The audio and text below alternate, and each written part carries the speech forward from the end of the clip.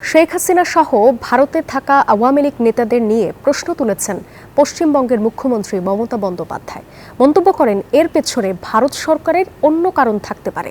সেই সাথে দিল্লি সহ বিজেপি শাসিত রাজ্যে বাংলা ভাষায় কথা বললেই বাংলাদেশি বলে তকমা লাগিয়ে দেয়া, তাদের বাংলাদেশে ফেরত পাঠানো নিয়েও ফের সরব হয়েছেন মুখ্যমন্ত্রী মমতা।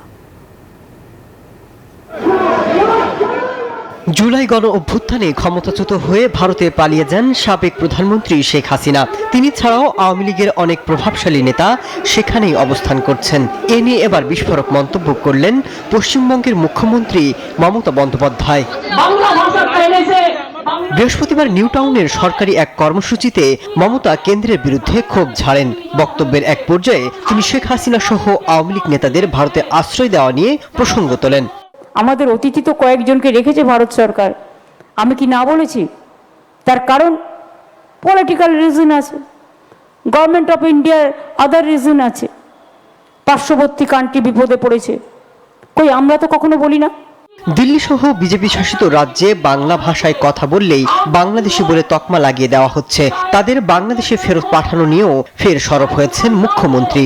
তার প্রশ্ন, বাংলা ভাষায় কথা বললে হয় বাংলাদেশি, না হয় রোহিঙ্গা তকমা দেওয়া হচ্ছে। আপনারা কেন বলবেন? বান্ডেল থাকলে প্রতি সেনমানিতে টাকা বাঁচবে।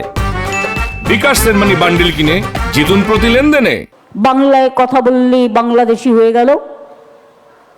আরে যারা বাংলাদেশে আগে জন্মেছিল তখন ইউনাইটেড ইন্ডিয়া ছিল, ভালো করে বুঝুন।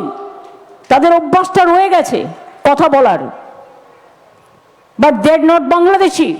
এর আগে 16 জুলাই মমতা বন্দ্যোপাধ্যায় তার বক্তব্যে বুঝিয়ে দিয়েছিলেন বিজেপি বাঙালি বিদ্বেষী। একই সাথে তার প্রশ্ন, কতজন ভারতীয়কে বাংলাদেশে পুশিন করা হয়েছে? মঞ্চ থেকে দিল্লির কাছে হিসাব চেয়েছেন মমতা।